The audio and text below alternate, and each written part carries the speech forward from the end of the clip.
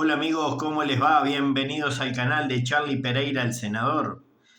Y aquí estamos de nuevo repasando algunos hechos históricos de nuestra amada República Oriental del Uruguay, más precisamente aquellas que son de los albores de nuestra patria, cuando todavía no éramos tal, cuando todavía ni siquiera éramos la banda oriental, cuando éramos un pedazo de campo donde los indígenas campaban a las anchas, españoles y portugueses se disputaban el territorio, donde Buenos Aires también quería meter el cucharón acá y hacerse con nuestra tierra, donde si bien no se enfrascaban en luchas directas porque ya habían perdido, o estaban por perder, mejor dicho, a lo chancho, los ingleses ya estaban mostrando indicios de que querían este lugar. En el video anterior demostré cómo los corrieron a sartenazos desde Buenos Aires, allá por 1806 y 1807. Bueno, muchos de estos acontecimientos surgieron antes. Es como una precuela de aquel video que hicimos. Y ahora vamos a hablar de tres hechos particulares. Vamos a hablar de la batalla del Chi, allá por 1702, principios del siglo XVIII.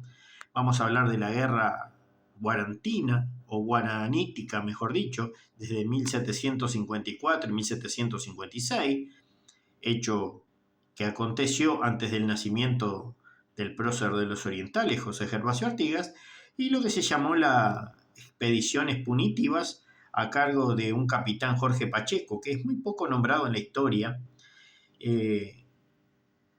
por hechos desconocidos a nuestra época, pero que sí aparecen en algunos libros de historia como seguidor o fiel representante del caudillaje que teníamos en esta época. Bien, para arrancar con el tema, en el episodio número 1, vamos a decir así, en el capítulo principal número 1, teníamos en la batalla del Chi los españoles, muy vivos ellos, haciendo un paralelismo con los antiguos mayas. Sí, mire qué casualidad, tenían el mismo modus operandi los españoles del sur con los del norte. ¿Por qué? Porque incitaron a 2000 guaraníes. Nótese que los guaraníes no eran precisamente indígenas que solo vivieran en Paraguay. No, en aquellas épocas a lo que no existía el alambrado, no existían las mangas de piedra, era terreno libre, virgen, el cual ellos hacían sus negocios acá en el sur. Venían en zonas veraniegas y después en invierno volvían hacia el norte. Bien, y se peleaban con la famosa garra charrúa. Sí, los charrúas acá abajo tenían lío, vuelta y media con estos muchachos, y se peleaban también con los indios minuanes, de lo que hoy conocemos la ciudad capital del departamento de La Valleja, Minas. Era el asentamiento que tenían ellos ahí y parte de lo que hoy se conoce como la ciudad de Piriápolis. Los minuanes operaban en esa zona y después también teníamos indios yaros, que era un poco menos belicoso. Pero como nobleza obliga, nosotros, como mestizos que somos de esa gente, somos bastante belicosos y tenemos una conjunción donde se unen varias tribus de esas en estos personajes que somos hoy en día. Mezcla de español, portugués, ya de los mismos criollos fundacionales de esta tierra y los indígenas y esclavos que nos antecedieron. Bien, pero volviendo al tema, los españoles convencieron a un grupo de guaraníes y les ofrecieron villas y castillos, como decimos nosotros, y unos 2000 se unieron, dice, bueno, va a haber jaleo, vamos allá. Y bueno, finiquitaron a unos 300 minuanes, charrúas y yaros, y capturaron como a 500. Dice, bueno, tenemos la fiesta gorda ahora, sacrificio a montaña. Se llevaron 500 prisioneros, pero como todo español pillo, agarró y dice, bueno, ahora está, déjense joder, vuélvanse a sus pagos, ya no los precisamos más. Entonces estos muchachos se pararon de mano y la fueron llevando. Pero ¿qué pasa? el dolor de barriga no da una vez sola y el rencor a veces se aviva con cualquier chispita. Entonces, por allá por 1750, 48 años después de estos sucesos, la generación siguiente, los descendientes, dijeron, no, estos españoles se terminó la joda, ya nos tienen bastante de la oreja, nos soplan mucho la oreja, bueno, nos vamos a dar vuelta, vamos a ir a pedir perdón allá abajo y vamos a hablar. Y fue lo que pasó, se acercaron hacia tierras minuanas, se acercaron hacia la zona de los charrúas, ahí por lo que vendría a ser Rincón del Indio en Maldonado, se acercaron hacia la zona de los Yaros, por ahí por 33, Cerro Largo, en fin. Pidieron perdón, no ofrecieron ningún sacrificio y bueno, y llevaron la fiesta bastante en paz y se le dieron vuelta a los españoles y se prepararon a batallarlos en 1750. Y lo que habíamos dicho al principio, Artigas todavía no había nacido. O sea que trabajaron por cuenta propia. Pero todos, desde el Paraguay, Entre Ríos, Santa Fe, lo que fue estos campos del sur, que después se llamó Banda Oriental, y después la República Oriental del Uruguay, era el famoso Tapón de América y era la grande zona de pastizales y de cacería de estos grupos. Pero ¿qué pasa? El Uruguay nunca se destacó por tener grandes riquezas. Ya lo dijo Hernandarias allá por 1611. Este país no sirve, o sea, estas tierras no sirven para nada.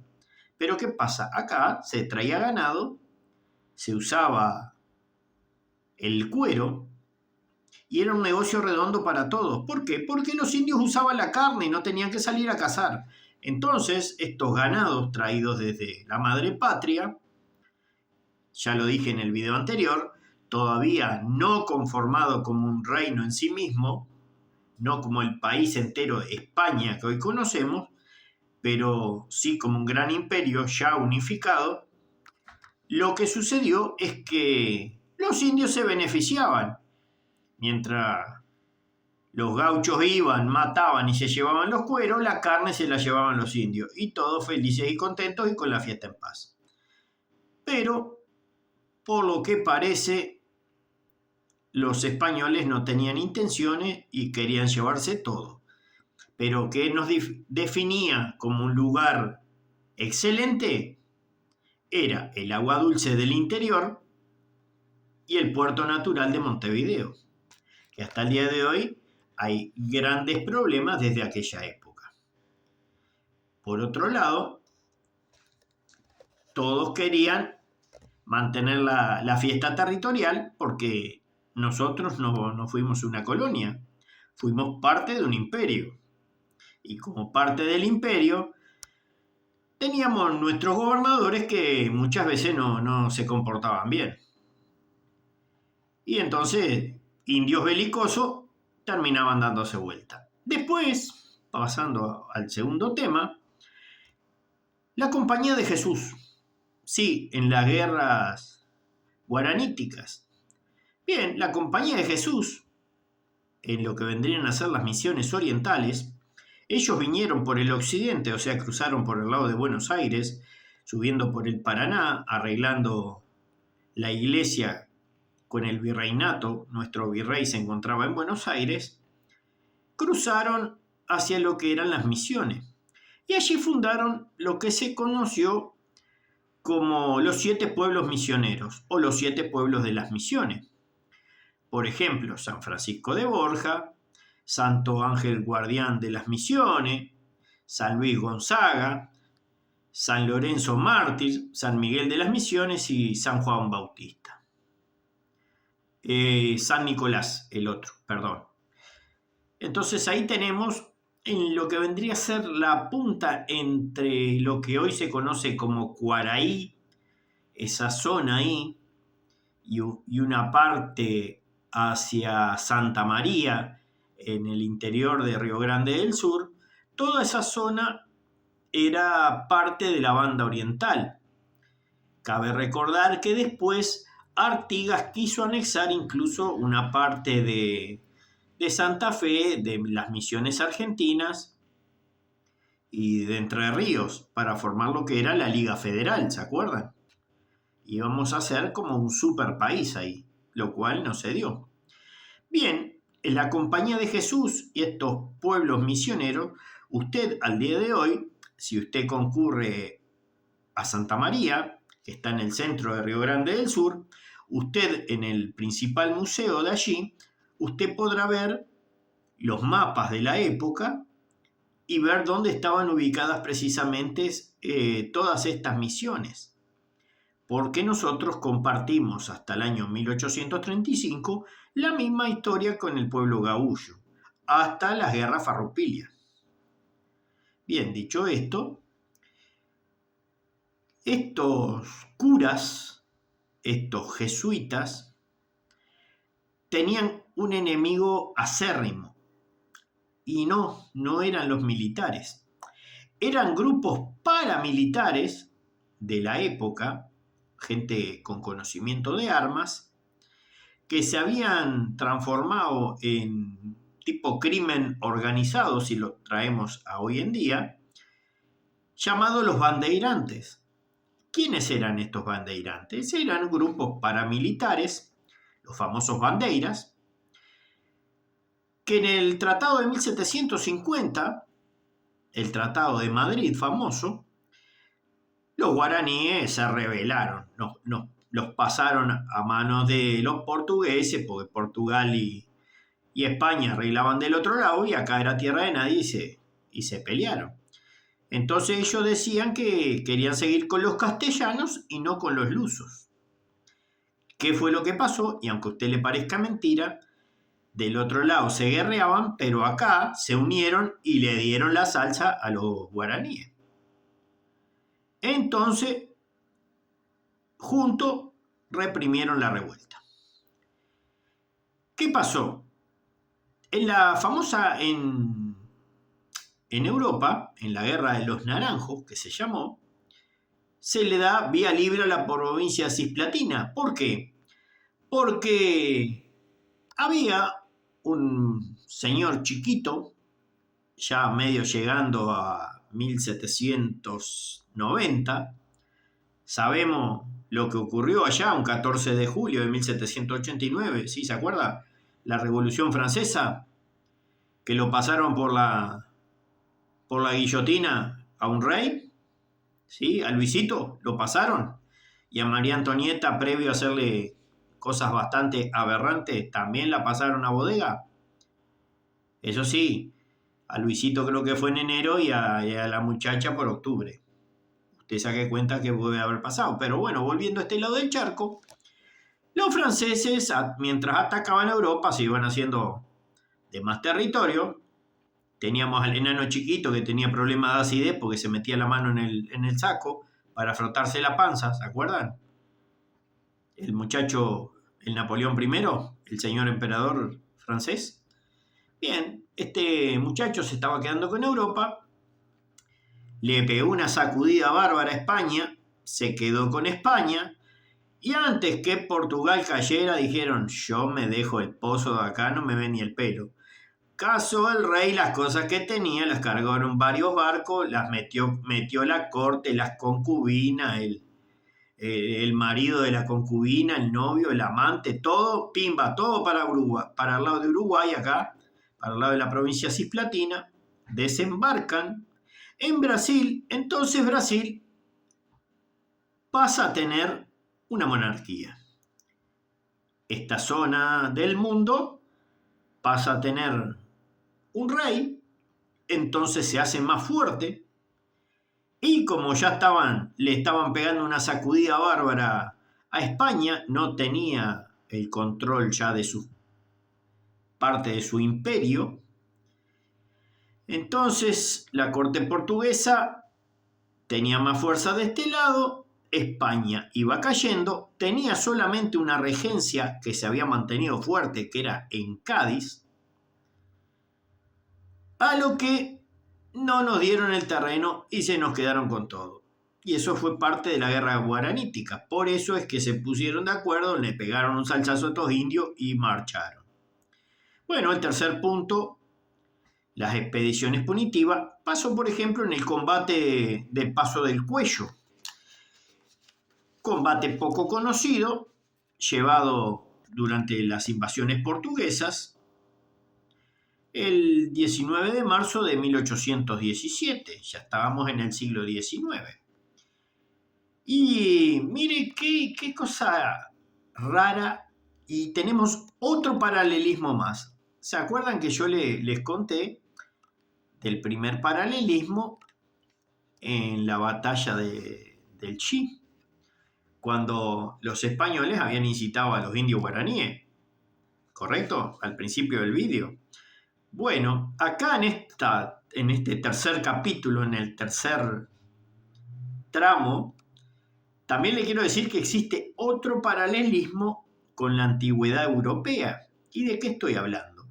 Bien, parece que un criollo de acá de la zona hizo lo mismo que Efialtes. ¿Quién era Efialtes? El jorobado este que aparece en la película 300, el que traicionó a Leónidas. ¿Se acuerda? Bien, este criollo, que no tenemos el nombre, parece que traicionó a los orientales, que estaban con Rivera, que venían aguantando el malón portugués, que era muy superior en armas y en número, y les mostró lo que vendría a ser, si bien allá les mostró un paso, acá les mostró lo que era una quebrada. Entonces se fue al campamento del amigo Carlos Federico Lecor, el famoso varón de la laguna, y le dice, che, dice, esto te están sacudiendo como mostrador de boliche, así que ponete las pilas, campeón, y tengo una pasada para vos para que no te la sigan dando. Bueno, este se hizo el Jerjes latino y le dice, bueno, ¿y por dónde vamos? Y bueno, vamos por este lado y los rodeamos a estos muchachos y quedan arrinconados en el fango y no van a poder salir y vos ahí aprovechás y haces tiro al blanco como quien cazapatos. Y bueno, y fue lo que pasó y en el combate del Paso de Cuello le dieron, pero para que tuviera. Resumidas cuentas, terminó marchando Oribe y terminó marchando Rivera. ¿Dónde fueron a parar? A la isla das Cobras.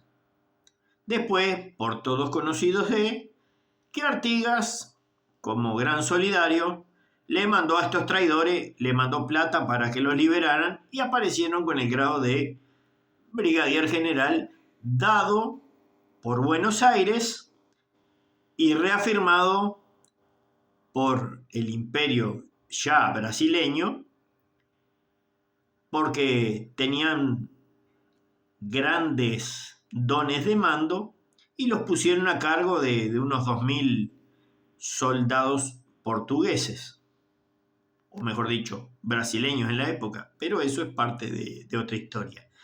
Bien amigos, quería traerles este pequeño detalle de estas escaramuzas, de estos líos, de estas belicosidades que solemos tener los uruguayos desde tiempos ancestrales, que por lo general no son muy nombrados en los libros de historia, pero que están ahí escritas y que hacen al quid de la cuestión de por qué nos generamos tan belicosos.